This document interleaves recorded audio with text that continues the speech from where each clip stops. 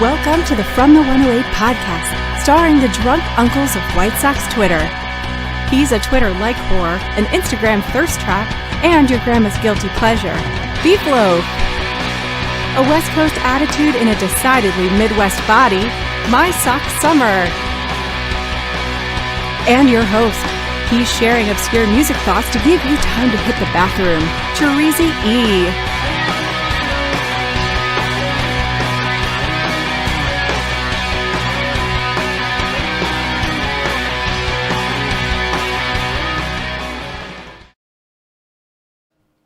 Thank you, Cornsey. Welcome to the From the 108 podcast. Get ready for some baseball, beer, and bullshit. And remember the drinking rules. If Beef Loaf says allegedly, or that he made a video about that, you drink. And if I swear or say here's the thing, you drink. And of course, you can make both of us drink with a tip of $1.08. Speaking of drinking, Beef Loaf, my friend, what are you drinking? Ooh, thank you, Hercules. I'm drinking these gigantic canned margarita cocktails that our great sponsor, Lawrence, has provided us for our team meeting way back when, at the beginning of December. I still have two of them. They're humongous. They're like 24 ounces, 10%ers. Man. I'm going to be chugging these babies down. They taste delicious. I'm just afraid to drink them any other time because I don't want to fall down somewhere. So it's a safe environment. I'll drink them right now during the show. After the show, obviously, all I got to do is roll over to my couch. So it's very safe. But they're absolutely delicious, and it's a lime-flavored margarita. Man, that is a How about handful. you? That's large. Look how big it is. Look how big. I mean, I don't have a big head like MSS, but it's as big as my goddamn head. So, Tracy, what are you drinking tonight, my friend? I got the Rev Pills going. It's a fine quality beer. I like a good Pilsner. Man. And they make a good one. I miss the Baderbrau, man. The Pilsner. Oh, man, yeah. That was fucking fantastic. Baderbrau was such a good beer sponsor for us because we loved so many of their products. Like, there was a lot of them that we were just like, we would drink these regardless. And I remember the second year we were in a sponsor, they set up all this stuff, they gave us all this beer and stuff, and they made us Mug Club members. And we would go in there and dump more money than they would give us in sponsorship on just buying extra beer because we loved it so much. Remember that shit? The Mug Club was great, too. What a deal. Crawlers and everything? Yeah. Oh, man. That's a place that it's unfortunate that we lost it. We need another place like that. We need another. There's no question. If you're out there, beer sponsor, we got sponsors of lots of other stuff. No beer, we'd love another beer sponsor. Shane says that's the first thing bigger than your nose beef. Yeah, it is slightly bigger, just a little bit. Barely. Not as much character though. That's obvious, our friends. Barely. Beef, how you doing tonight, buddy? I'm good, my friend. I realize that because we did the Festivus show kind of right from coming back from Vegas. We haven't talked about our Vegas trip at all. So we went to Vegas. Only my grievance. Only my grievance. That's good. That's correct. Only your grievance. And I tweeted a little bit about the Vegas trip, but not too much. So I wanted to just bring, most of the people in the comments been to Vegas. I don't need to roll out the entire fucking trip. But what I'm going to do is bring up 3 points from Vegas, Treasy, that really were highlighted for me this time. And point number 1, it has absolutely nothing to do with the fact that at this particular casino, your boy hit a 1,000 spin on the dollar Wheel of Fortune machine. It has absolutely nothing to do with that. Well, maybe it has a little something to do with that. But Casino Royale is the smallest, shittiest casino on the Strip, and I still fucking love it. And I went there twice during this trip, and I remember Mrs. Beef and I went, and then you guys found out we went because it was a day that you guys had other things going on. And everyone's like, I want to go to Casino Royale too. So we spent probably 5 hours total in Casino Royale. And Casino Royale has no table games anymore. It doesn't have the dollar Michelobes and the dollar margaritas anymore, but it's still a fucking great environment for gambling, Treason. Do you agree with me? I do. The Strip can't lose Casino Royale. Like, no. It's very concerning that there's even talk of that. Like, I can't wrap my mind around it not being there. And it's such, oh man, it's such a shithole. It's perfect. Like, I love it. And like, it was funny, like, we were there, and like, I was like, I gotta go to the bathroom, and like, that's your biggest risk in the casino. Like, 100%. You can bet thousands of dollars. Your biggest risk is going in that bathroom. That bathroom is, I have no idea what's going on. Very there. sketchy. And, it is very and sketchy. It couldn't be located next to a worse back entrance. Like someone could just knife you and just run out of there and never be seen. It is absolutely. It is sketchy as fuck. But you got to have a little risk in your life. All right? You got to you're in Vegas. You're supposed to be risking. All right, we got some drinks real quick. Let's do it. We got Gordo first. He says, "Cheers, boys." Cheers, Gordo. Bless your heart, Gordo. We got Senior Socks. She said, "Jesus fucking Christ, the rich get richer." Salud. Hey, scared money don't make money, Senor. All right. We got Huck. He says, K-State first ever Pop-Tart Bowl champs. I think that's what was the final score? We had +3 on NC State. We need that's true. Give us the score, and also the score in the comments. Who got to eat the Pop-Tart? That's important. We need to know that. Delicious.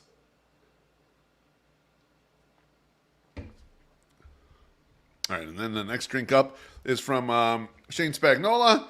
He says, salute, guys. So thank you. Cheers, Shane. Sorry about that. I was grabbing some stuff. Muted myself. No worries. Have that drink poor job there. Have that drink that Shane just put in there. And people are putting 28-19 into the comments. So we did not work out for us. We lost that one. Did not work out for us. That's unfortunate. Unfortunately. Well, now we're broke. So, well, I still got that 1,000 left from that spin I had. But no, totally agree with you, Treasy. The drinks are strong at Casino Royale. They're cheap still, too. They're not the $1, but they're still cheap. Two drinks.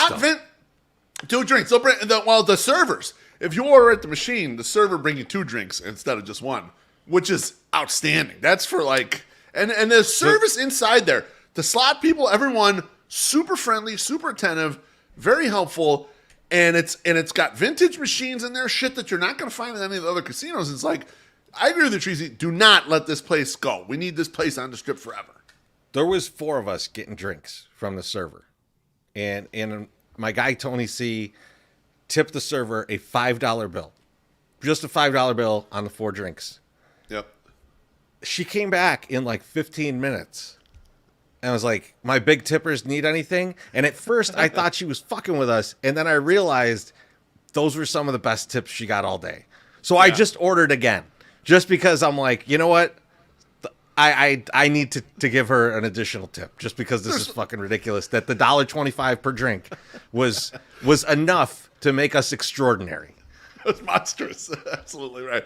We got one more drink here. It's from Billy Wires. He says, I'm still waiting in the lobby, you a-holes. Yeah, I wish you were. I'd bring you in your Michael Winslow voice. That's not mine. That's perfect. A Slim Mick. He called me the next day. He said, "Why did Billy Wires sound like Michael Winslow on your podcast?" So number 2 Vegas thing I realized, and I think I might have realized it the last time we did this December trip, but number 2, having great partners to go out to dinner with is so clutch and go out to dinner. And when I say great partners to go out to dinner with, no one kind of sweats anything. The table just fucking orders whatever it wants. And if someone's like, hey, I'm going to order this, let's just try it, everyone's pretty much like, okay, cool, let's do it. And maybe not everyone's into it, but it doesn't matter. No one's like, oh, okay, well, I didn't order that, so I'm gonna be out on that or whatever. And it's just nice to have that sort of setup. It was also nice, Treasy, to find that gigantic picture of Chris Farley that me and your buddy Tony got to stand in front of. That was great shit, right? But having good dinner partners is huge on any trip. It's just huge in your life in general, in my personal opinion. Yeah, a lot of octopus out of the group. A lot of octopus. You bet your ass. Which was nice. I felt like Tony Montana. I had octopus coming out my fucking ears. Absolutely. And then number 3, I already knew this, but I fucking love gambling, Treasy. I fucking love gambling. And I went on this trip, and I was nice. You guys are good about letting me just be the degenerate fucking gambler that I am. We went for drinks in the Cosmo, and we were in the little champagne bar or whatever, and I had 2 drinks, and everyone's having drinks, and they're going to order another round. I'm like, I don't want another round.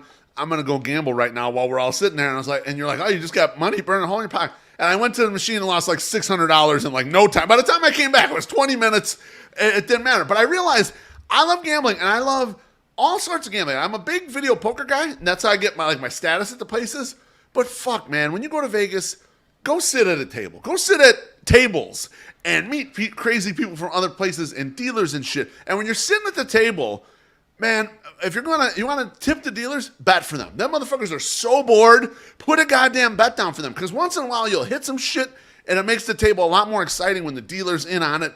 They're kind of getting paid with you. You know, that's to me, that's the most fun. I got reinvigorated this trip too with slots. I'm not a slots guy, but now the newfangled slots have all these like bonus games to them. So like you start playing a little bit, then you got a fucking goddamn bonus round where a bunch of shit is happening up there. And I don't know what the fuck pays. I just look for when it gives me some money sign that I got some shit and it's coming through. So my advice to you guys who go to Vegas, you probably don't gamble enough. Gamble some fucking more. Whatever you bring in money, hope to lose it all. Try to win something. The tables are the best. And so we went to we were and here's like one of my least favorite things though at the tables. If you are playing craps and you're betting the don't pass line, you're just a piece of shit. Like you're betting against everybody. I mean, go watch the Yankees or the Cowboys or Lakers or whoever the fuck your favorite team is, maybe Duke. But it's just awful, like awfulness. But yeah, bad vibes. One funny thing was we were sitting at Circa Beef. We're at the, I think we were just at a blackjack table, just sitting there, and it's me and Beef, and a guy sits next to us, and like the rodeo was in town, right? Like so, like people, everybody's got cowboy hats and shit, but this guy sits next to us, he's wearing a cowboy hat and stuff, and he asks us, you know, hey, where are you guys from? And I'm like, oh, we're from Chicago. And I didn't know what to expect in return, but I did ask him, and where are you from? And he said, Texas, but Austin. And he stopped and was like, but Austin. Like, you want to make sure. I was like, I'm cool with you guys. Like, I don't care. Like, be from wherever you want, baby. Don't worry about this shit. You know, like, well, I was thinking about it too, though, Treasy, with the table games. I agree with you. Table games are top notch. I didn't play as much table games as I should have this trip. But one rule for you, if you're in the chat right now in the comments, and you're a little apprehensive about table games because you're worried about the other players or whatever, here's my suggestion. Go to the table game you want to learn. Go into off hours. Go early in the morning when there's no one there, and ask the dealer to help you learn the game. They'll fucking help you. They'll help you learn through all the fucking goofy bets or whatever. Like, now on a 3-card poker table, there's 50 bets, right? So now you got to learn all these other things that are going on. But they'll walk you through all that shit. And then by the time you've been walked through it a little bit, boom, you're ready to go and lose hundreds of dollars waiting for that last drink that was supposed to come, and the cocktail person didn't come through and give it to you in time. So you can have that kind of fun with Treasy and I. When we're waiting, and we lost 300 more while we were waiting for that fucking just standing behind the table waiting for the drink. Because you got no money left. Just, drink was $700. I like the Monopoly guy. I got the pockets out. I got nothing in there. So it was funny. We were at that one. We went to the Fountain Blue, the new place. And we're sitting there, and I'm like quizzing Beef on what are the most expensive drinks in this thing, and it was like something was like $600 or something for a shot, and I was just kind of sitting there thinking like I've paid that much for a drink in this on this trip. It wasn't anything as fancy as this shit, exactly. So anyway, Vegas was a great time. I recommend everyone go there. Enjoy the hit Casino Royale. God damn it. Let's keep that place open. Treasy, how are you doing, my friend? I'm doing good. So, the past weekend was Christmas. And we had our friend's Christmas party on Friday, which we haven't had in 3 years or 4 years. So it was awesome there were some people that I hadn't seen in years that were there. So it was really cool. I forgot, I shouldn't have forgotten this because I still hang out with this guy, but I forgot how much Vinny Baseball loves shots. Oh, so like, we were just it wasn't even like 2 hours into the party. He's like, hey, you guys want to do a shot of Fireball? I'm like, it was like Fireball and like some kind of like mint peppermint rum chata thing.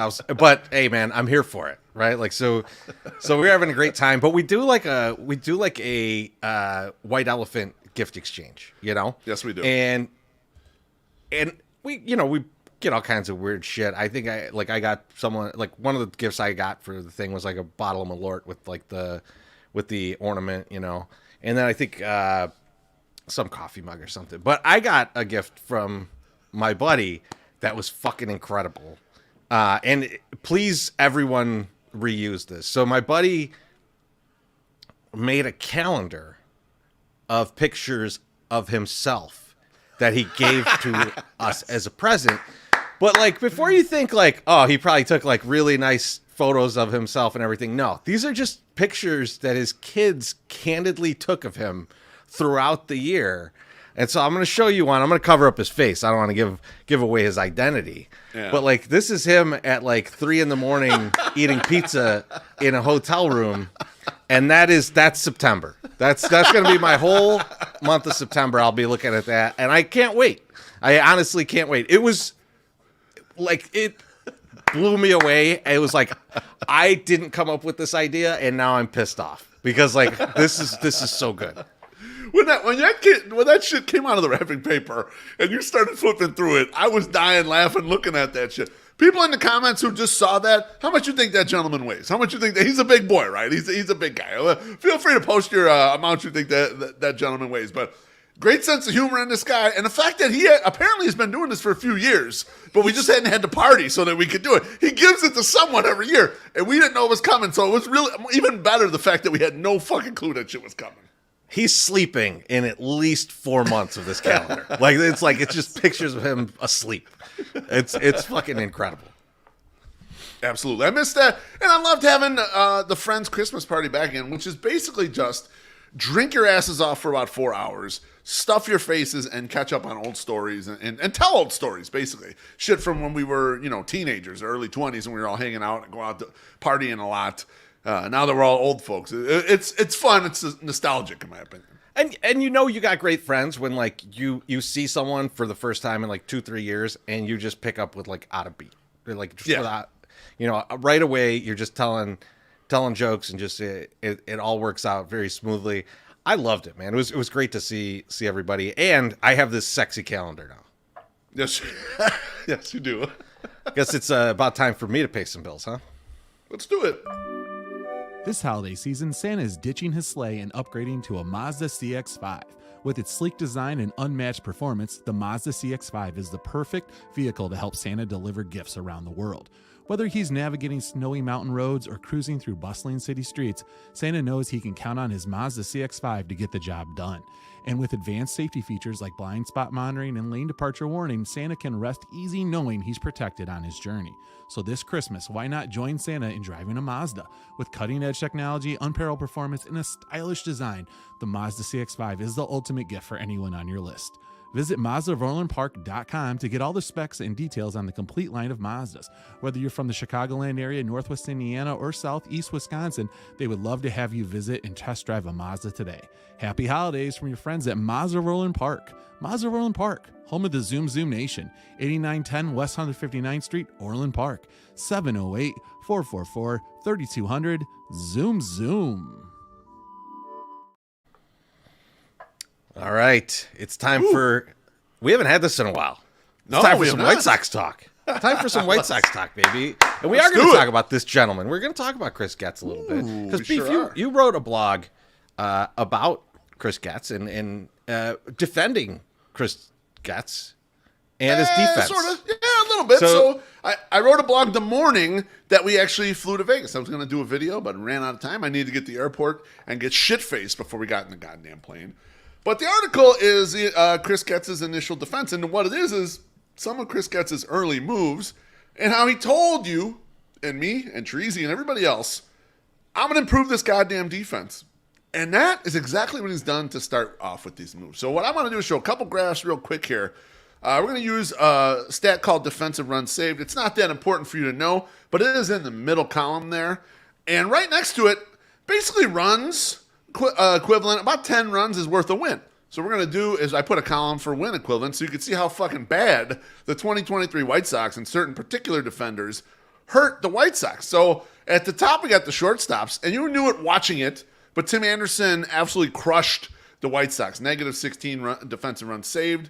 That's a little over a win and a half, roughly, if we're just basing it off of wins. You can see in the middle of the graph is our second baseman. They were pretty mid. Lenny Sosa dragging them down. And then our catchers. Sebi Zavala was good.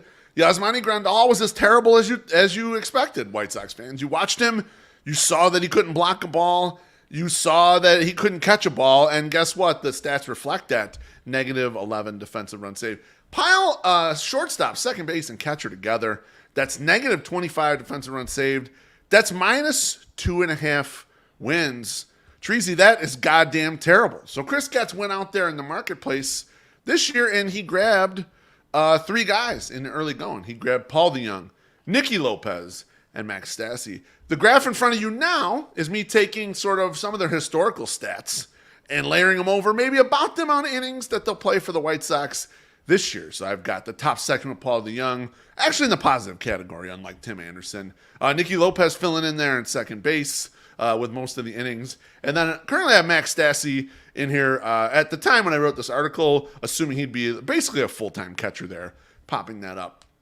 And so this group, the Gets defensive group, positive on the defensive side, Treasy, worth about an extra win overall over average. Comparing the two groups next to each other, it's as ugly as you thought. -2.5, as I mentioned, for last year, a full win for this year. 3.5 fucking wins worth of defensive improvements, basically, is what we're looking at so far. And that's a conservative estimate from the Beefloaf side. And so Chris Getz is telling you, I want to improve this defense. Here's where it's improving in the numbers. His last domain, really, his last stand to improve the defense, and I'll put one last graph up, is right field. And right field was absolutely horrible. And you can look at the top of the page on the right fielders here, and a lot of these guys barely played. The Trace Thompsons of the world, Jake Marisnik, White Sox Twitter mom, she didn't know his name. Clint Frazier, a lot of these guys were okay. The guys towards the bottom, Eloy and Gavin Sheets and Oscar Colas, crushed. So this is worth -17 defensive runs, almost 2 losses. So even just getting a regular-ass fucking right fielder in here would add another 1.5 to 2 wins. We're talking 4 to 5 to 6 wins on defense, Treasy, that just doing all the low-hanging fucking fruit our guy Chris Getz is picking up here. Now, this is not a long-term sustainable strategy, but what it is cleaning up all the bullshit that was around here. Treasy, what do you think of the early moves Chris Getz has made and the improvement in the defense so far? Before I retort, let's get a quick drink here from Southside Bum. He says salud. Oh, thank you. So, Beef, you said it. You said it exactly how I was going to say it. Low-hanging fruit, right? He went out and got us back up to average defense. Just like, right. It's still, it's not good. And the only reason that I hesitate when I see that is that you interviewed Mike Rankin earlier this year. Probably it was like January or February.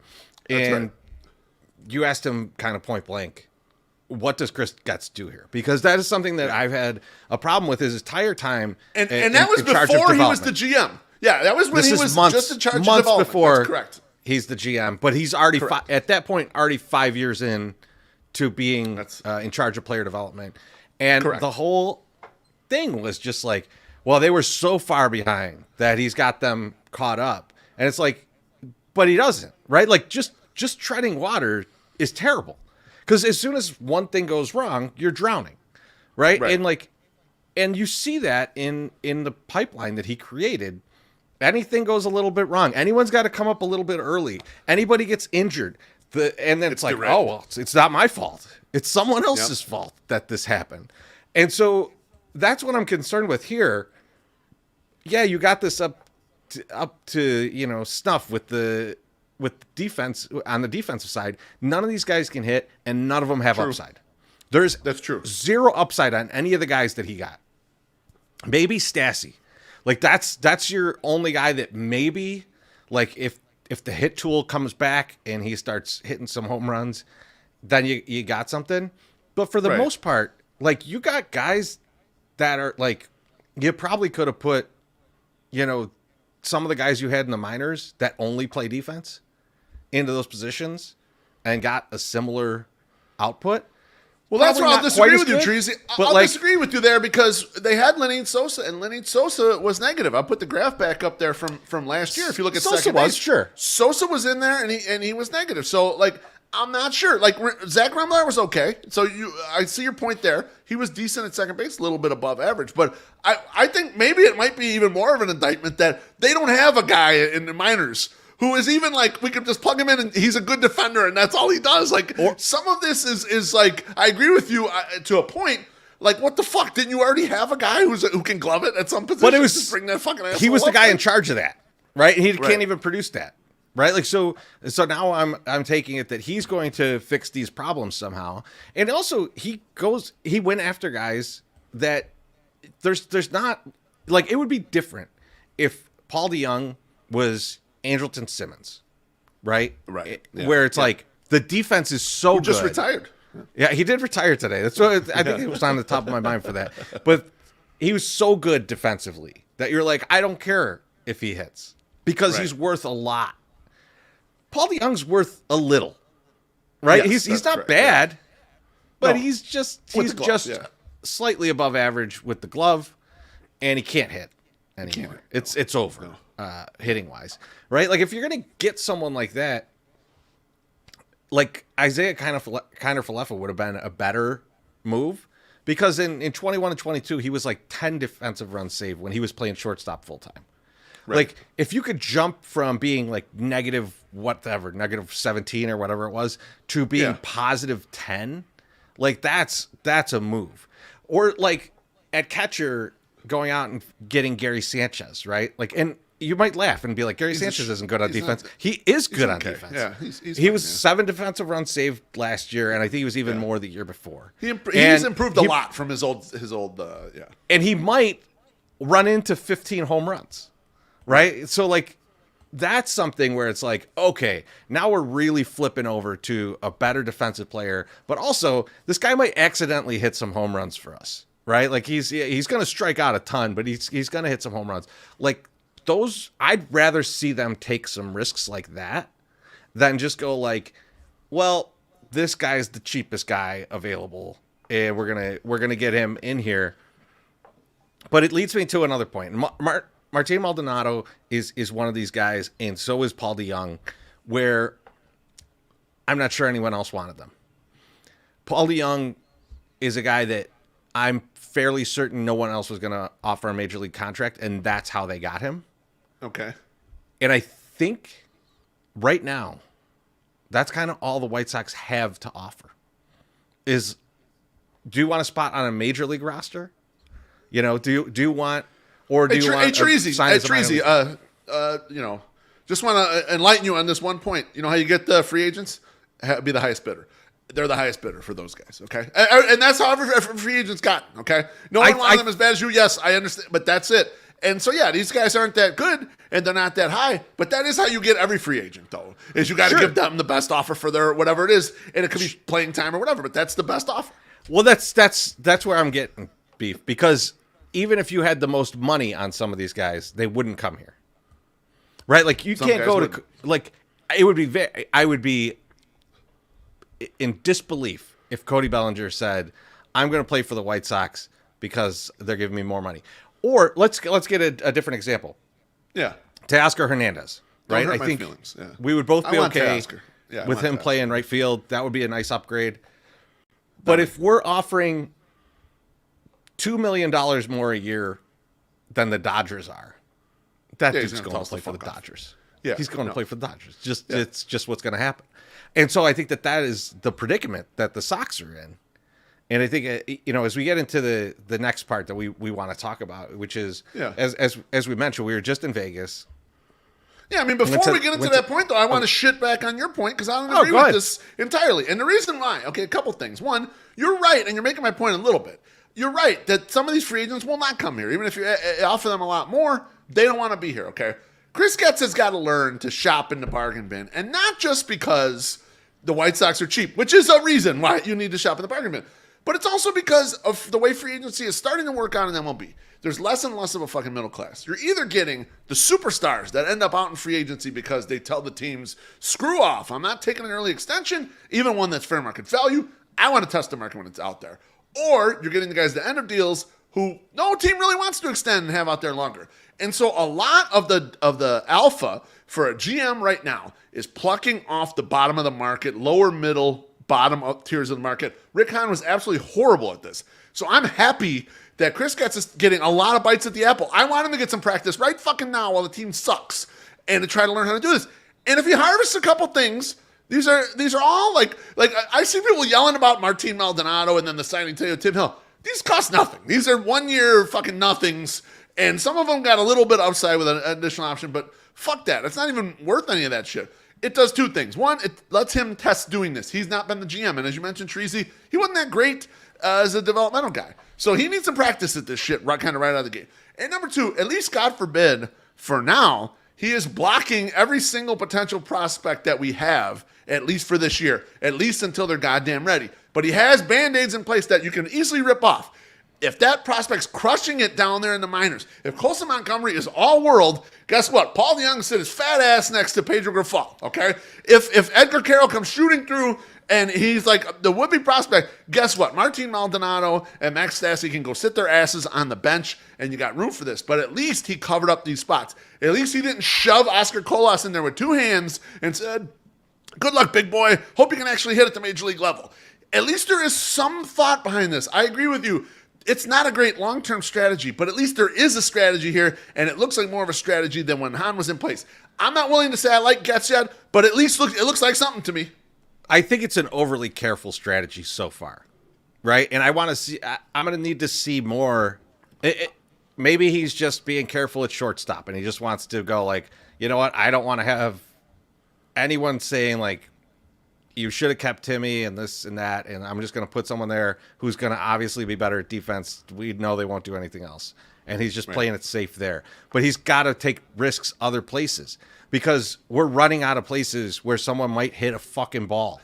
Like, it's just like, it's increasingly critical that he start to take some chances. And he's going to have to take some chances in right field. He's going to have to take some chances on the starting pitching.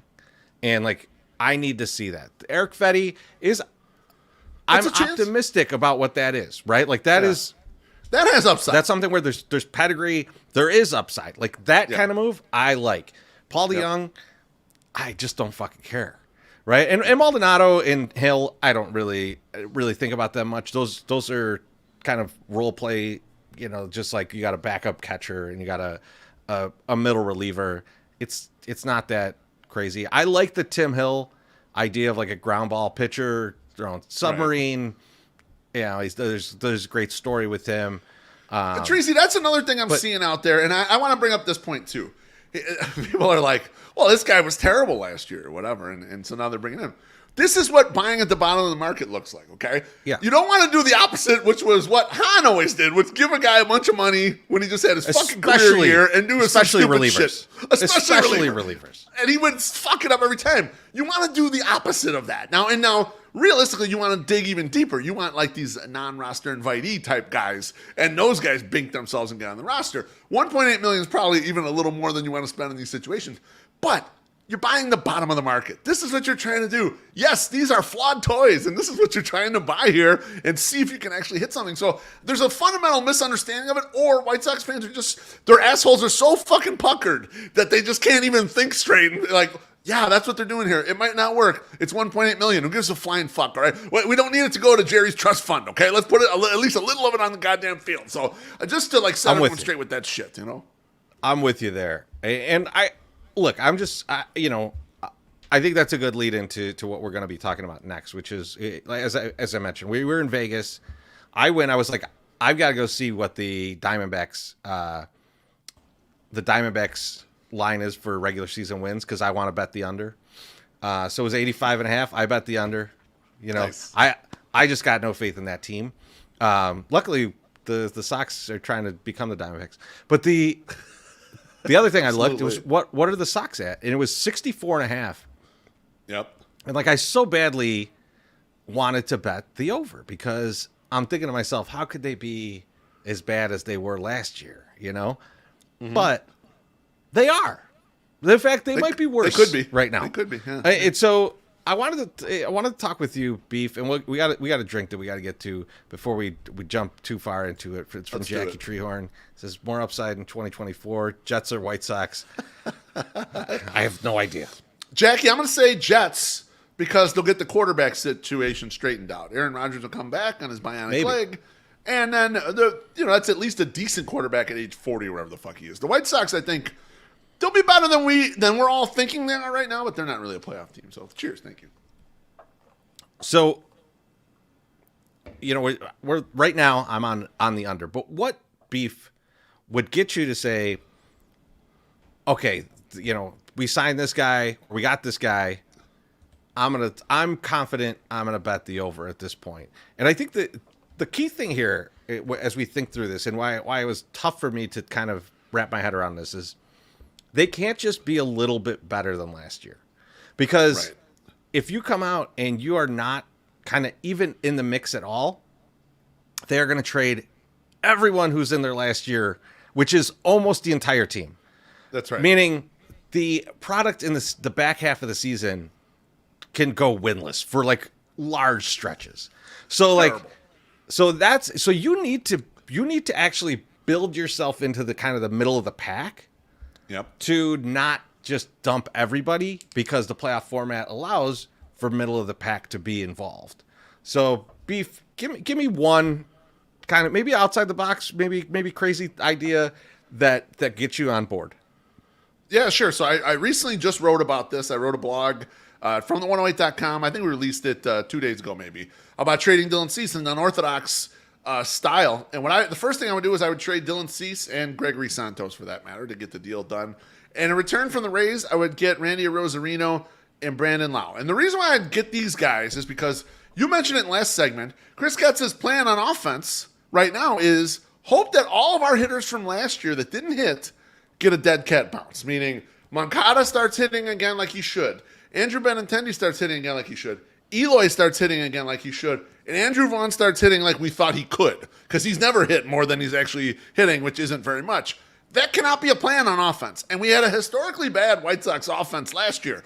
So, I understand working on the defense, we got to fix the offense. So, with the move like this, where you trade Cease, I know, trade Cease, size Cease, whatever. I'm not a big Cease believer. He's a good pitcher. I'm happy to trade him and get two Major League ready guys. Randy Arozareno will go play right field, and Brandon Lau will play second. I'd move Nicky Lopez over to shortstop, and Paul DeJong would be kind of my utility guy. And right there, you improve the offense dramatically. Those are both guys, Randy Arozareno and Brandon Lau, that are 10% plus walk rate guys. And the White Sox don't walk at all right now. So they're starved for guys just like that. So for me, move number one, improve the offense back to league average. I like that. I mean, I think you've got to get some offense going. You've got to get some offense going. And I mentioned that Teoscar Hernandez is probably not going to happen, right? I mean, I want it to happen. Right. It's probably not going to happen. It would be in my list if we thought it was going to happen. Yeah. The guy that I'm looking at that could give us some power, he might be unhealthy for some of the season, and we're going to have to plug someone else in right field. But Adam Duvall would be a guy that I would go after. Love it. And Yes. I would say, look, man, there's going to be a lot of teams going we want you to platoon, or we want you to be the fourth outfielder. You are the starting right fielder. You have the job. And we're going to pay you like a starting right fielder to be out there.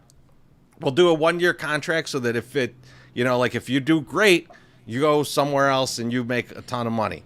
But right now, you're a White Sox and you're the starting right fielder. I do that and understand that I need another guy, right? Oscar Colas is there, but I also probably need, let's call it a Michael A. Taylor, right? And don't worry, he's a former Royal, so we're good. Yeah, it slides right in. So you're gonna have to get a fourth outfielder alongside, because the fourth outfielder is gonna log a lot of innings between Luis Robert being out there, who's maybe gonna play 130 games. That would be upside. Yep. And Duvall, who you're gonna hope gets that 100th game. That's well. I mean, that's what Sam Davis says. He says Adam Duvall, 137 years old, just like Joe Lewis. He's an old man, and I agree. He is. But he was very much along the lines of Jake Berger last year. He games and had 21 home runs, right? Yep. So that's the power that we're getting, and we need that because we've got no power. So we've got to get somebody in who could hit, and I think Duvall fills that and is someone that I think the White Sox could convince to come to Chicago and play. Yeah. Jackie Trino in the comments says Adam Engel reunion. Adam Engel, I'm not sure if Adam Engel is going to be in baseball this year. I have no idea. Adam Engel was in the minors pretty much all of last year and did not hit at all. And when I say didn't hit, I mean 300 OPS in the minors. Not good. Very much not good. Yeah, that's the thing. I think the positions that we go after in the field moving forward have to be able to hit. They have to. You might even sacrifice the defense a little bit. Correct. Because, like, in right field, the defense was so terrible that you could get other guys that are maybe a little below average and are still way better than. It's still an improvement on what you had. Yes. As A long as slightly they can bad hit the defender ball. that slugs would be great in right field. I would love it. All right, Beef. Who do you got next? All right, so next up, we need another starting pitcher, and we especially need one if Dylan Cease gets traded, which is in this scenario he does. We may even need one if he doesn't get traded. But I'm going to choose Sean Manaea because a lot of the data is saying that he was starting to come up, and now he's learning another pitch at Driveline this year, and he's Northwest Indiana guy. I'm signing for 2 years and saying, look, you're going to be a mainstay in this rotation. We haven't had a regular left-handed starter since Dallas Keuchel rolled off. And so this thing, I know Jared Schuster, one of these young guys, could make the roster. But let's get a lefty in there. We haven't had Southpaw in a long time. So I would bring Sean Manaea in here, 2 years, $24 million. And I would try to stabilize the rotation a little bit. You have a lot of volatility on the goddamn thing right now. Let's pick a guy that I'm pretty sure could throw 150 innings for us. And at least have one guy you could depend on to take the ball 26 to 28 times. I like the Manaea thing a lot. I had him on my list. I had him alongside. I'll tell you the guy I had him alongside of, and we could just go right into that and talk about these two guys. Because I think this guy has a pretty solid Bannister connection, which is Alex Wood. And I think these are two guys that, like, people are going to be scared off of Alex Wood. Even though he's had, for him, a good amount of innings the past few years. Like, he's shown up more than you would have expect Alex Wood to show up. Yes, right? Like, that's so correct. I think that's a guy that you could insert Manaea similarly, insert into a role that doesn't really exist with the Sox right now, which is a middle of the rotation pitcher that doesn't make you shit your pants.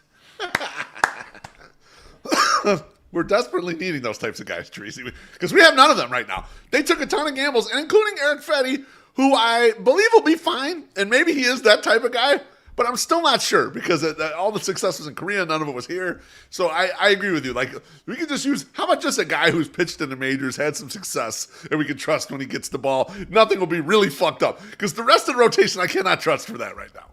Like, you can't look at anyone in the rotation and go like, this guy's a number 3. No, right? You could you could go like, Dylan Cease should be a top of the rotation guy, and then everybody else you're like 5. They're probably 5 and 5. Even Kopech, who's had flashes, and I've made many arguments for him. He could take the ball tomorrow, and there'd be 4 walks in the first inning, 2 home runs, and he gets 1 out, and he's got to come out of the game. Like, that's how volatile that group is right now.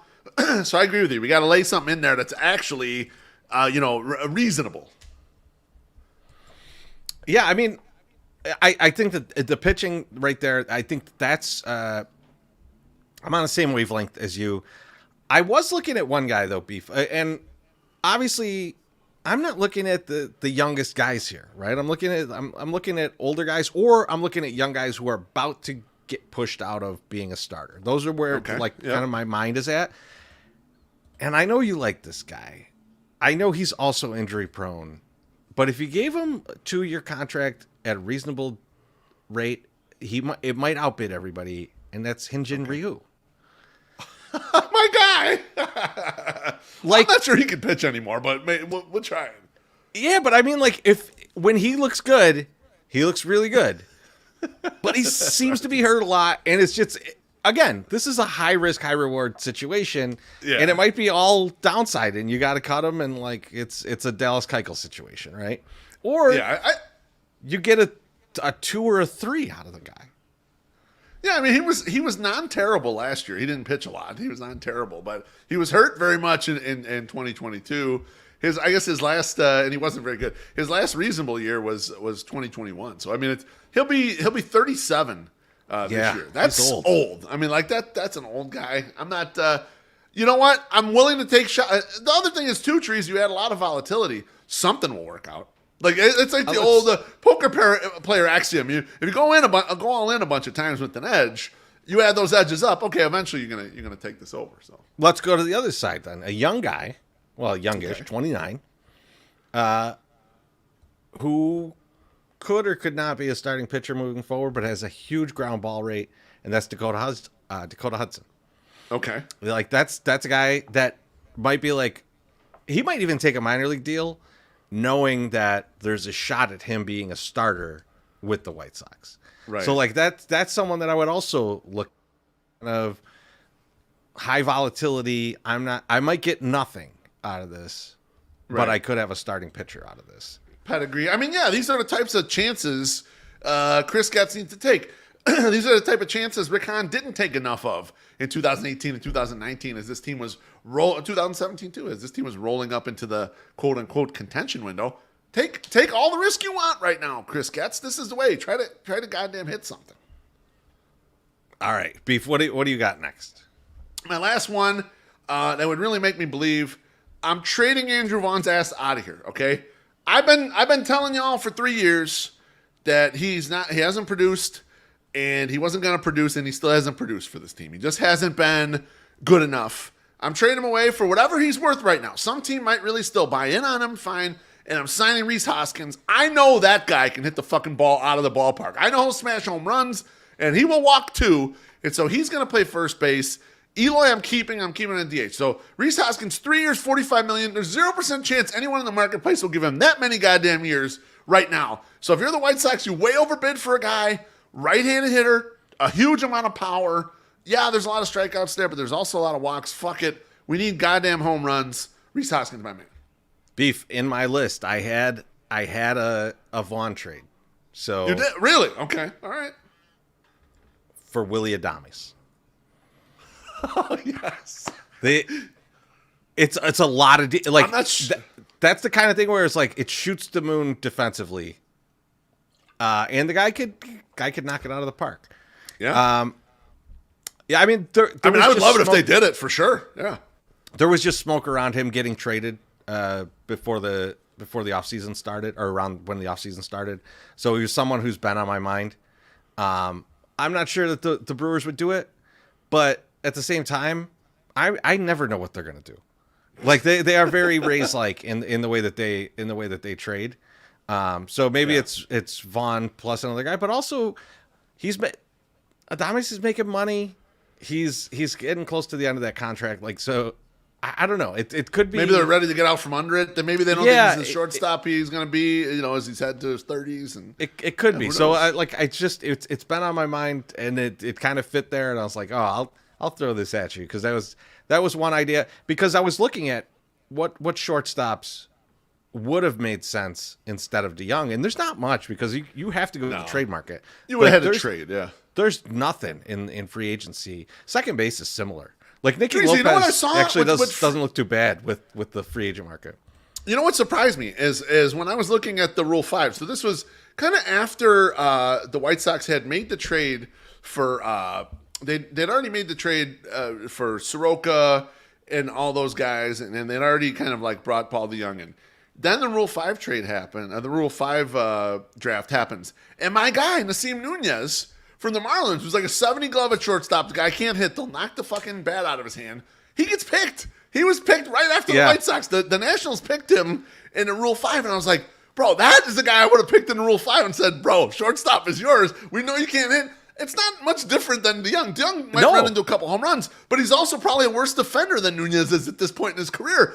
And like the Sox just saw Nunez in Arizona Fall League because he was there, and the White Sox obviously had some of their guys there too. And it's like, man, what could have been? So I'm with you there. Like, if you're looking for upside, those are the types of things for upside. The White Sox did pick somebody, but it wasn't what I would have gone with in that spot. Beef, I'm just excited that we got a comment from Twitter. So now we can pull in the Twitter comments. Yes, love it. We had from maybe Rick Hahn. We had Reese on our big board a few years back. Kenny shot that down. I believe it. No, I like the Nunez idea. I wish they would have done something like that. I feel like things like that just have more chance of sparking some upside, or of us like really finding, like, imagine finding just the best glove in the league, right? Like, right. That has value. That has way more value than Paul DeYoung. And that's just the kind of risk that I'm talking about. So let's get a couple drinks here. We got Andrew from Jerry says, Andrew Vaughn needs to go like my second wife. Cheers. Cheers. Thank you. Thank you, Jerry. And our guy Bardo, he says, "Cheers, fellas! Can't wait for the next appearance of Tim Hill. Next guest appearance of Tim Hill. Happy New Year's! Happy New Year's!" He tweeted at me and said, "When are you going to have this guy on Yaju?" I was like, "It was amazing." I think I might be the only person that kind of liked the pickup today with Tim Hill. I think it's an interesting one. It's going to show us like what Bannister likes. We're starting to see it's definitely, he thinks ground balls are cheap, which he's right. Yep. And he also likes guys that throw weird, man. Guys with weird deliveries. He's in on that. He's a fan of deception, and I like that because deception is not as clearly mapped in all the widely available data.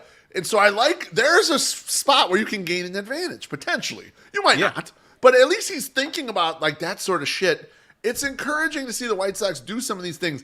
I know most of the fan base right now is poo-pooing, and they're not going to be jumping in on this shit until some of it starts working. And I can't blame them. That's how they should react. When everyone was lapping up Rick Hahn before they knew if he was any good, that's the wrong way to attack it. White Sox fans are attacking it correctly right now. They're just watching, but they're saying, "Hey, you show me first, motherfucker." But for people like us who are way into this shit, it is encouraging to see some of this stuff, Treasy, even if maybe it's not a long-term sustainable. So I had one more beef, and this one's improbable to happen because I'm not sure exactly where this guy is in his recovery. But if Austin Meadows it feels like he's got the anxiety under control and can play, go get Austin Meadows. I like it. Like, I don't think a lot of teams are going to give him a chance because it's one of those things that you don't really know when it's going to strike and like when he's going to not feel okay to play. Yeah. Right? It could be relapse. For sure. But when he plays, he crushes right-handed pitching. Like, he just dominates right-handed pitching. And that's so something we need so badly.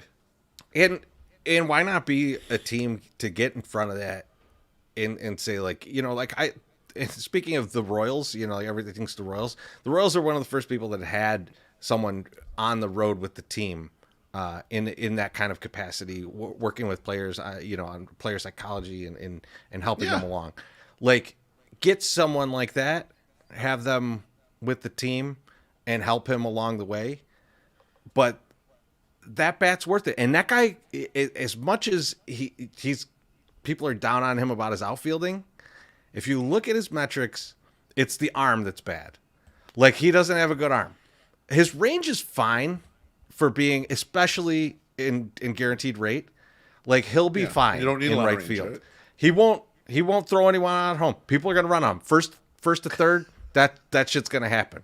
But you're going to deal with it because the guy can knock the ball out of the park. And it's if we're really, kind of looking at like where can we get some value that no one else is going to be looking, it'll only be us and the Tigers looking there.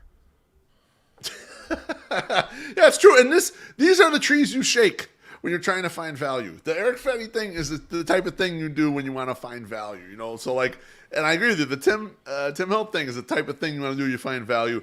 This fits perfectly, Treasy. This is an advantage player play right here, an Austin Meadows thing. And you're right. They got to corral it. They got to do it correctly.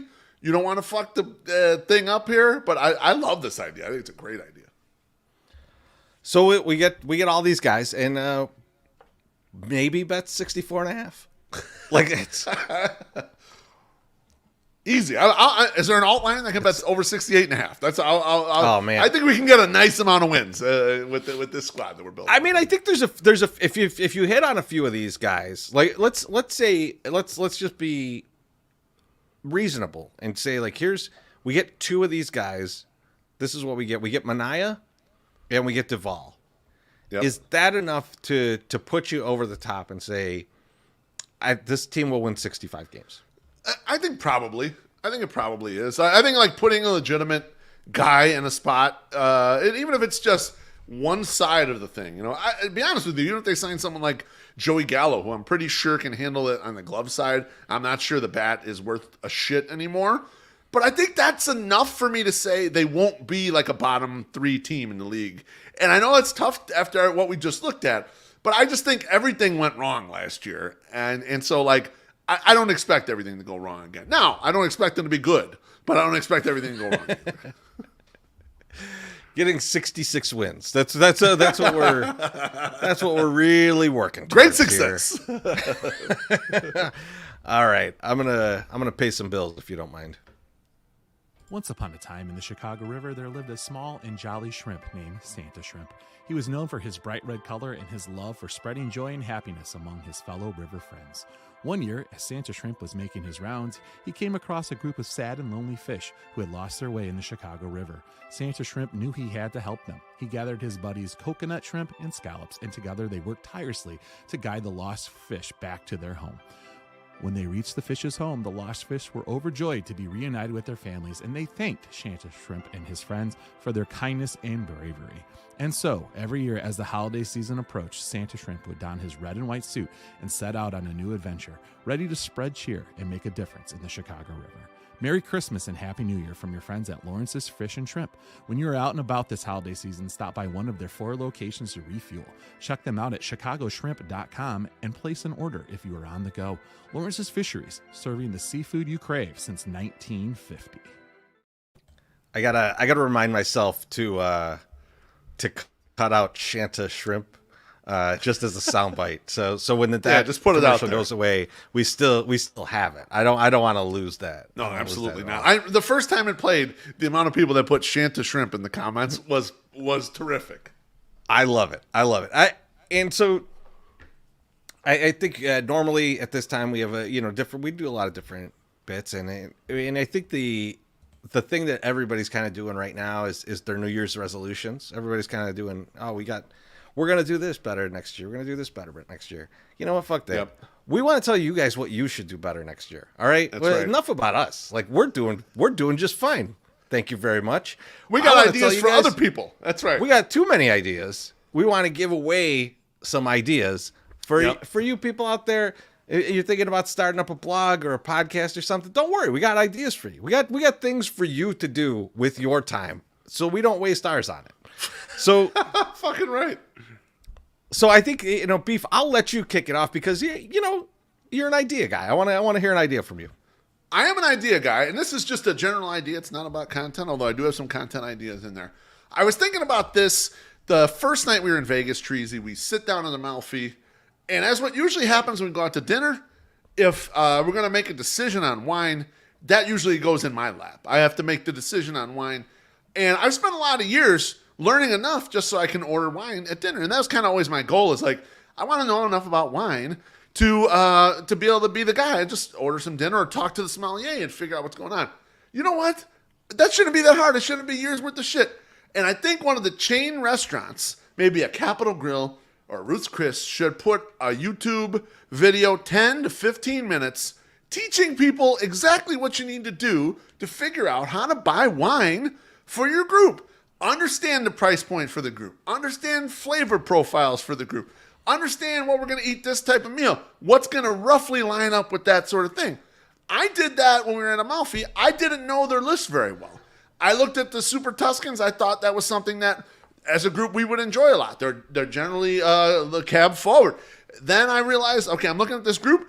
I'm a guy, I like something that, a little more earthy, but I think the rest of the group is going to like something fruit forward. I went fruit forward. We talked a little bit, and boom, we picked the wine, and people at the table love the wine. I think there's a way to do this in a short format where one of the chain steakhouses, so they have incentives because they're all over the place, and they're going to get customers coming in. You get the comfortability with the customer. This way they understand, and they don't feel intimidated. No one should feel intimidated by wine. This is something that upsets me all the time. It's like, wine's delicious. It's great. And it should be for the people. It should not, people treat it as like this highfalutin thing. It's fucking not. Wine's a goddamn grocery, man. People should have table wine all the time. People should know how to do this. And I want the restaurants to come forward and do this shit.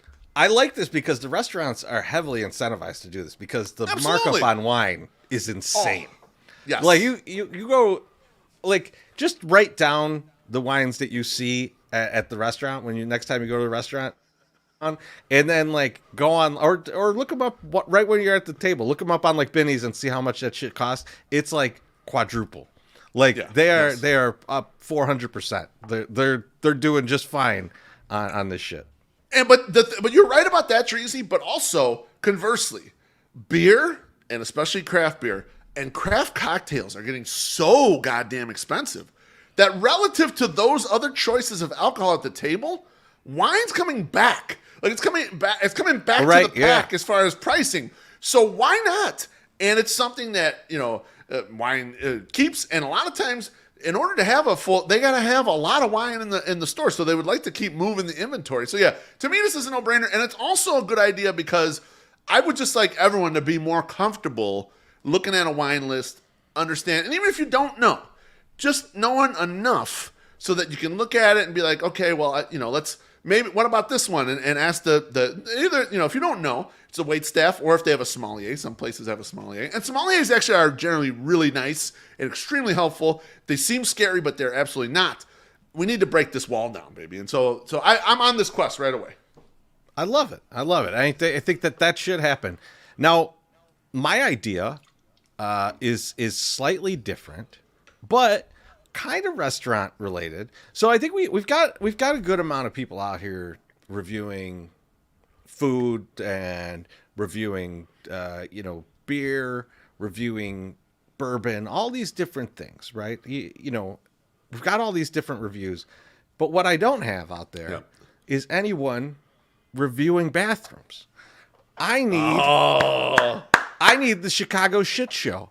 I need someone to tell me where the best place to take a shit near the milkshake place is, right? Like I need to know. Yeah. Give me the lowdown on the best spots around town. Everybody has been in this situation before where they're like, you know what? I don't just have to take a piss. There's something else brewing. And I'm not sure if I'm in a good spot to do that. I had a boozy milkshake. I'm at the Cromwell. I got no choice. But if you had a choice, Treasy, you'd like to know imagine where you should go. Imagine you're on Hubbard Street, right? There's a bunch of places there, and you look at this app and you say, where are the good toilets at? You might have enough time to strut over to one. Maybe waddle. You don't know how it's going to be. But if you feel it a brewing, you might be able to get to the other place in time to really have a relaxing and satisfying event. Truth be told, that might steer you. If you're between two restaurants or two bars that you kind of, we're going to go out. Here's a couple choices. The one with the superior bathroom is going to win every single time. Even if you don't have grand intentions for it. Just as a backup. Just as an additional amenity for you when you go in there. Boom. It's nice and easy for you. Yeah, exactly. You're between the two places and you go, you know what, though? There's one thing that's going to win out here, and ain't the wine list. No, which you know how to pick from. You can pick from the wine list now, but if you you need to drop a purple monster while you're there, you're all good. You're all better. Good. Oh, beautiful. I love that idea. We should make that idea. Fuck. Let's cut this part of the podcast. We're making that goddamn idea. We'll go check out all those bathrooms. I got a lot of shit in me. We'll get that out. You know what though? I'm a guy who's not comfortable taking the camera out in the bathroom. I'm totally uncomfortable with it.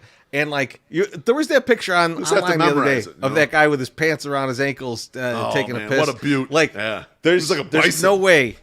Even if I saw that, I would just tell you guys about it. I would not be able to reach in my pocket and pull out my phone in that situation. It's just my body will not allow it.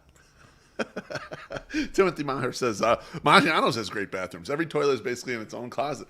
It's as good as you get without actually having private bathrooms. I didn't realize that. I've been to Maggiano's many times. I have too. Bathrooms. I didn't know it was a place I could order the moose, but I conduct some next business. time. Oh shit! All right, give me another one, Beef. Give me another one. All right, next one is content related. Now I don't want to brag right now. I don't like to brag. I don't like to talk about myself. But sure. There's a young lady who has a brand new show, Missy Carroll. She has the pregame show. That was my idea. I gave her that idea. Teresa gave me permission to give out an idea that I had. Now, she's a star and she made it, good. But this was my general idea. And I knew it was something we could have pulled off. I knew we couldn't do like a show kind of like that, but like the getting ready to go out show always felt like something cool to me. So I have another idea for other people that are in Sox Twitter. And I know we don't need any more podcasts, according to many of you, and according to me too. But this is one that I would really enjoy, and I think people would enjoy too. So, and he's got a lot of extra time on his hands right now because his podcast partner has left him. But our guy Yumper, I would consider Yumper Treasy, top 5 driver. Out of He's a really good driver. He's really good. Really good driver. Good host. One of the best in the Sox Twitter realm, the podcast realm. Believe it, because there's not a lot of not so good ones. I would take him, and I would have him hosting a sort of short form, about 30 minutes, and it would almost be like Pardon the Interruption, except for pop culture.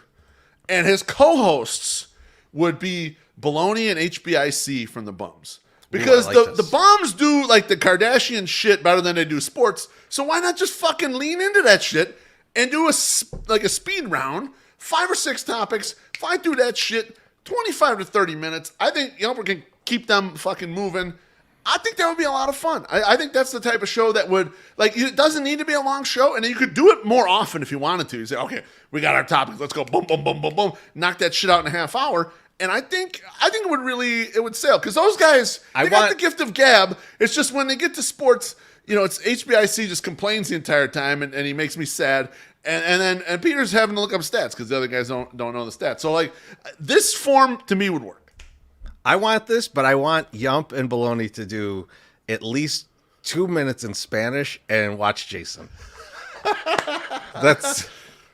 That needs idea. To be in there. That needs those to be 2 minutes. Those first 2 minutes on Chelino Sanchez. That's what I want, Peter. Get on that shit. But when I'm thinking of shit randomly, and we do this all the time, Treasy. We think of different forms of content, and we're like, well, we couldn't really do that.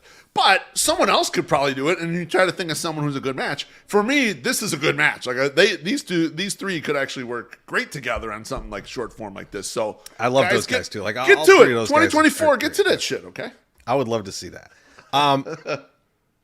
Beef, I have a blog idea. I would like someone to create a blog.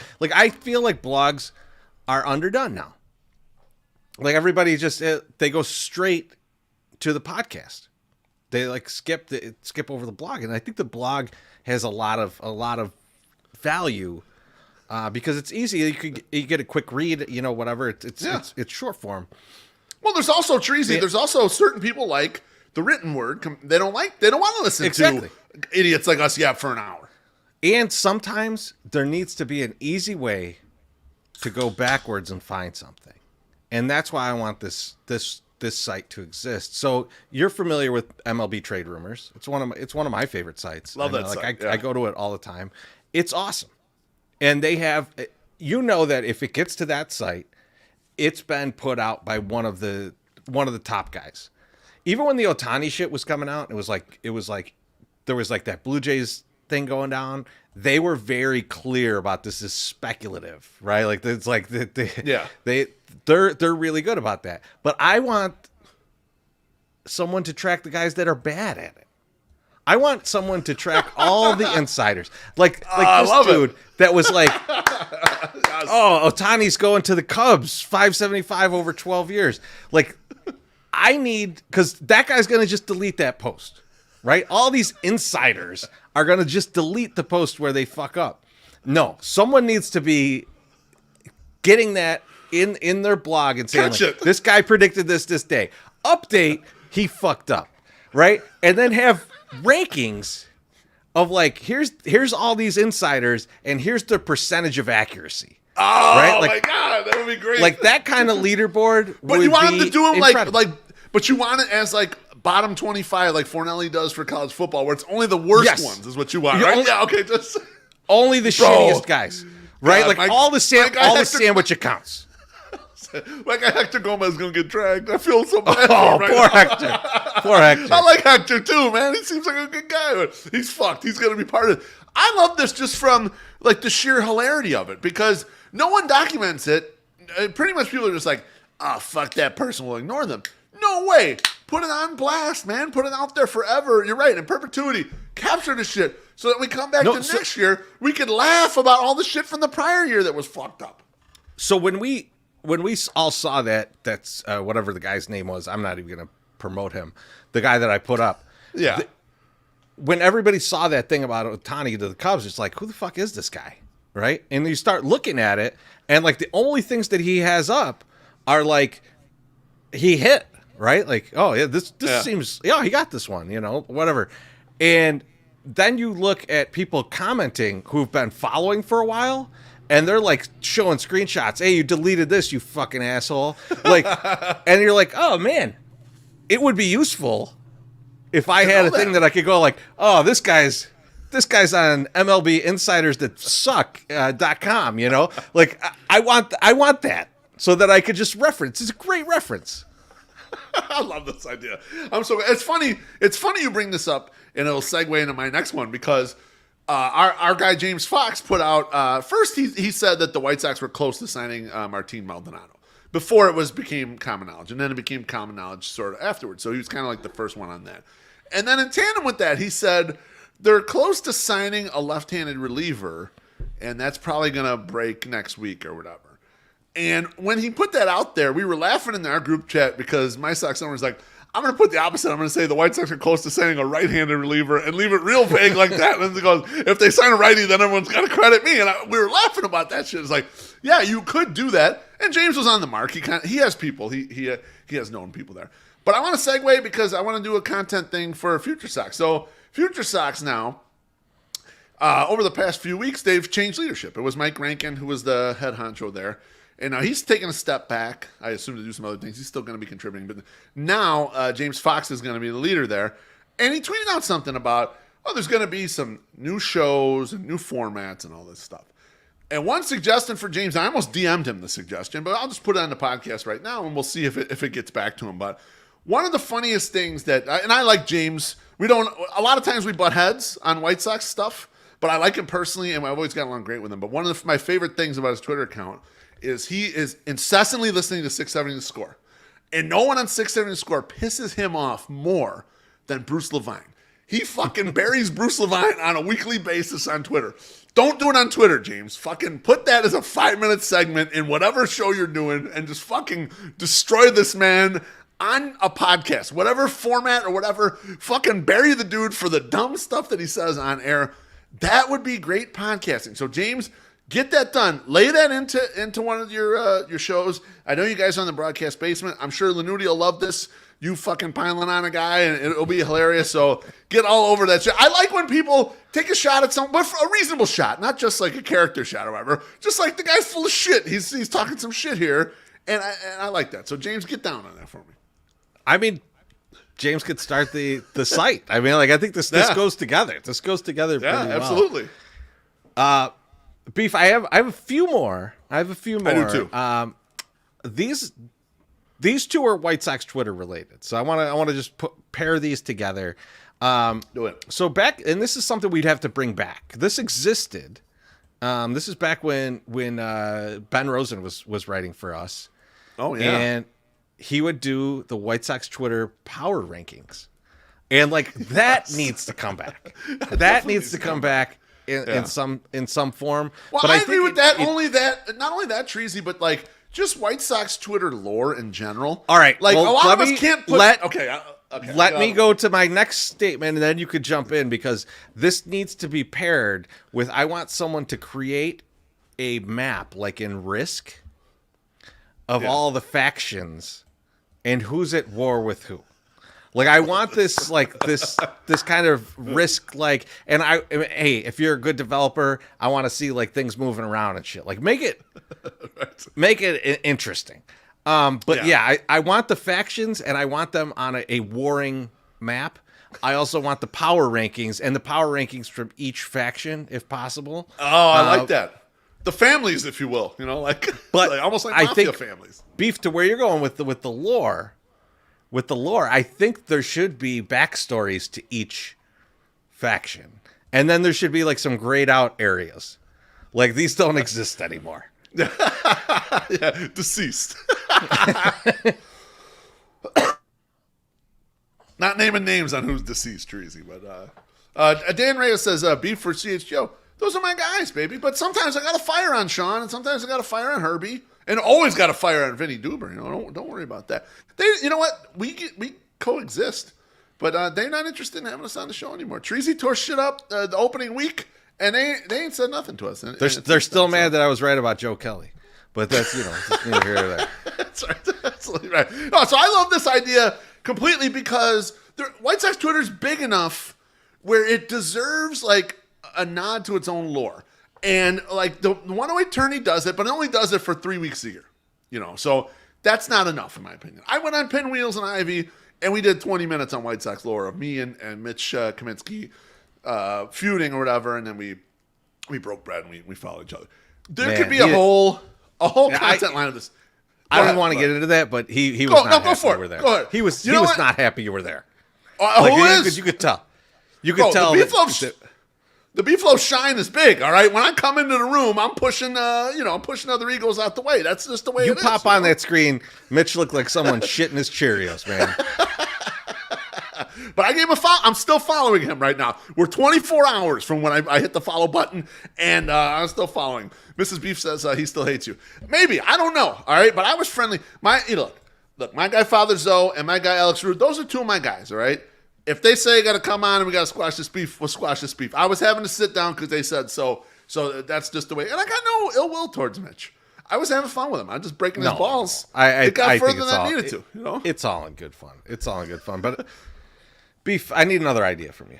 All right, I got one for you. And it is for your alma mater, Treasy. Okay? Oh, shit. Okay. We have had a problem here because you, me, and my Sox now. I remember us discussing, should we branch out? Should we do other sports? And resoundingly, we said no to everything except the potential for doing DePaul basketball if they kind of got their shit together, because the Win Trust is right there. We could become season ticket holders quite easily, get to games easily, all this shit. And they've just kind of never gotten their shit together. And I saw something today on the internet, which is an opposite of the way I'm going with this, where they're saying DePaul should go like Coach Prime and just fucking try to get a really high-profile guy. Look, they had Pat Kennedy with the suitcase of money back when they got Quentin Richardson and all them guys. It worked for a little bit. I was there for that. That was nice. You were there during that. That's about the last time this shit worked. I'm going the opposite way. Treasy, if you're not going to wrestle with the big dogs, if you're not going to recruit at the high end, you need a goddamn gimmick. And I got the gimmick for you. It's existed for a long time. Go get a Paul Westhead disciple. Paul Westhead was the head coach of those Loyola Marymount teams in the 90s that would score like 130 fucking points. Go get one of those guys. And I promise you'll get mid-level recruits that just want to come in and get 25 points a game because they're playing in a style in which you're going to shoot every 8 seconds. And now I don't know if college basketball, occasionally there are teams that adopt something similar or try to do something similar to this. And you do kind of need the right personnel to run this and actually have a good team. Like those 90s Loyola Marymount teams were good. Like they had Bo Kimball and they had Hank Gathers before he passed away. And so they had talent. But I think you just do it even just as a gimmick because, one, it would get people in the stadium. So everyone wants to see a team score 150 or whatever the fuck in a college basketball game. And so if you got nothing else, there's no other interest, no one gives a fuck about this team, at least make it entertaining. So that's what I would do. I'd go get a Paul Westhead disciple and run up high scores. I kind of love this. I thought when you were going, I thought you were going to go like Slapshot and we were going to get like just a whole team of Kermit Washington just beating the shit out of people. I think this probably works better in basketball. So like I would go to games if it were going to be like, even though if they're bad, right? If the game was going to be like 158 to 147, I'm going to that game. That's going to be ridiculous. It's going to be totally worth going to. So you got a chance to see an NCAA record every night. Like that's what it is, right? Jackie Treon says, Grinnell, Iowa, D3 basketball, it's 3 balls or nothing. Yeah, that's what I want. I want them run the floor, press, and threes all over the place. 73-point shots in the game. I think Grinnell is the one that was the one that's always kind of done that. And I want to say they're in the same league as Concordia because I knew a guy, I worked with a guy who went there and he was like, dude, they just don't even try to play defense. Like they don't even go down. half the time. You're just like let you you just go. got a layup, and then like they're going back They're the gonna other go way. with 3. Yeah. I love it. All right. Trees, you got any more? I got one more after this. So I have some things to bring back, but the last thing that I have that's a new idea.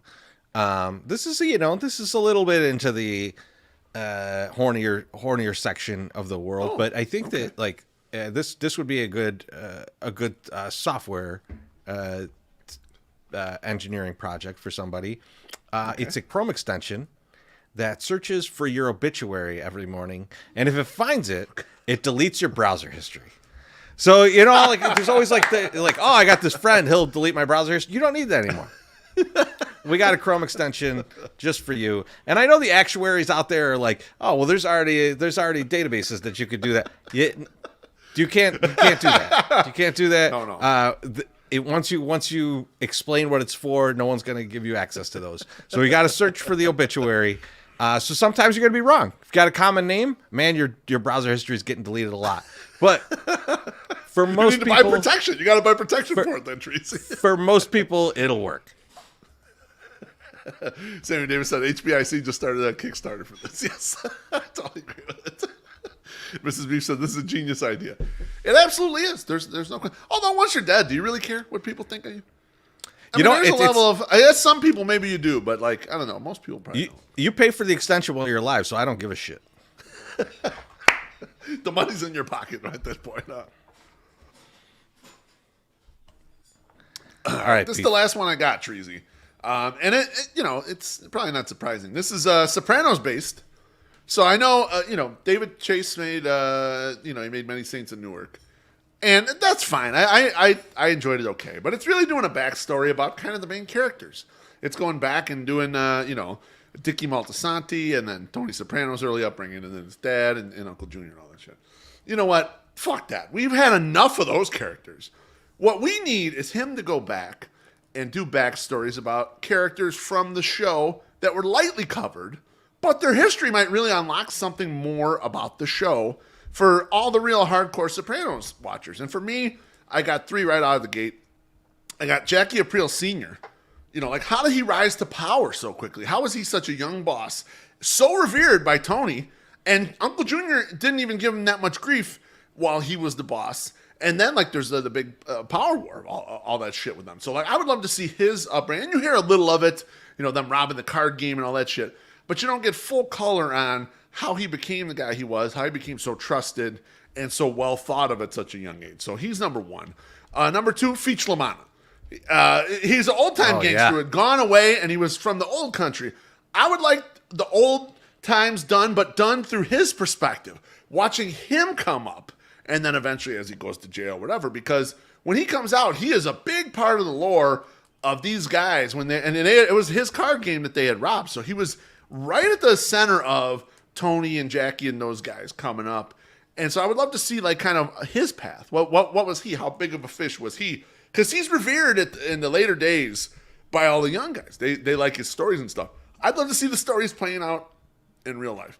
And the last one, it was always interesting to me in the show because they made mention that he was such a huge earner, but he was barely covered in the show. So I would like to know more about Albert and then Larry Boy Barisi. Their crew there as part of the DeMeo family seemed to kick a lot of money in there, but you didn't know a lot about what they were doing. They were bit parts in the goddamn show. I would love to see a little more, or maybe just a version of it that focused on all the shit that they were fucking up to. So, David Chase, you're listening. This is the kind of shit I want to see. Bring in some of these things. yeah, Stephen Barber's right. Yeah, young Paulie Wallace would be great. This is the type of shit I would like them to follow up on. Thank you, Bardo. That's the type of shit real Sopranos fans want. We want the characters that we loved from the show that were underutilized maybe or that we don't know the backstory as well, do their backstories. We don't need more Tony Soprano. We have enough Tony Soprano for the rest of our lives. I love it. I think that's a better way of doing things. I think you see that in some other shows that have kind of branched out into different areas of their lore, and they go really far away from what it is to to get into it. Just like, I mean, like it's not super far away, but like with Breaking Bad, Better Call Saul, Right. really branched into a bit character's life, right, before and after, Yes. and it was a fantastic show, and it was something where the writers have a lot of freedom because all they have to do is tie like one tiny bit of piece back to everything. They got you looped in. And the fans of the show, especially a real big show like that, they'll eat all that shit up. And Timothy Maher's making fun of it a little bit. He's the beef angling for a landmark miniseries event covering Phil Leotardo's dear grandpa getting his name changed at Alessandro. Yes, I would love that detail included in there. Yeah, from Leonardo to Leotardo. Absolutely. Let's do it, you know? We got one more drink here from Father Zoe. Says, so Beef can take his new BFF Mitch out for something real nice. Cheers. Cheers. Thank you, man. Appreciate you. So, Beef, I just have two things that I want to bring back. Let's do it. So I wrote a blog about this not too long ago, but it was the Pornhub comments on stock photos. This site was hilarious. It would just like take stock photos from the internet and then like apply a Pornhub comment to it. It was amazing. It was great. And the blog you wrote is great. You should put that back out there again. It's so goddamn funny. You put some classics. Go check out the blog. It's pretty easy to find if you know that name. But the other one was there was a review site back in the day. This has got to be 15 years ago, I'm going to say. It was called bumwine.com. And they just reviewed like things like Boone's Farm and Thunderbird and like all those types of things. But the ranking of these wines was not your normal like flavor profile type thing.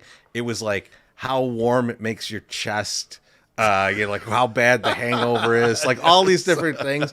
And it's just like it's all these high proof fortified wines. And I think that would be like now that people are doing more like kind of video reviews, taking this from being like a site to being like a YouTube video review, I think would be a lot of fun. And who you want doing it? Shoe Nice? You want Shoe Nice chugging them or what? Oh, Is he man. going to get back into that game? Remember that guy? Dude, when I was looking up the cameos for the 5th anniversary, he is on Cameo, and it was cheap, but I was like, no one's going to know who the fuck this is. Like two people, like Only me you and and someone I. else would know. Yeah. But if you want to watch some old YouTube videos of a guy chugging full bottles of booze, sometimes in a library, Shoe Nice is your key there. You're gonna get to that. All right, Beef. I think it is about time for some thank yous. Beef, who are you thinking this week? Oh, my God. This week, I got to thank my cat, Cappuccino, who sits on my desk every day when I work from home in the basement. He likes hanging out down there anyway, and as soon as I've settled in to do my work from home down there, he comes, he gets right next to me. He sleeps most of the day, but regardless, it's nice having him there during a busy time, a busy work day. Just makes me feel better. He is flying up the pet rankings by being right there with me. So, Cappuccino, thank you. How about you, Teresi? You know, it's the end of the year, so I want to thank all of you who are listening and all of you who are watching. We really do appreciate it. It's awesome to come here every week and just be insane with you guys. It's a lot of fun, and I'm glad we can do it. And I'm looking forward to taking back January 6th next week and seeing all of you out there. It's going to be a lot of fun. So I just want to give a thank you to all of you. Really, really appreciate everything you guys do. All the comments, all the super chats, all the views. We just appreciate all of it. And Fucking right. we will see you very soon. Have a good night.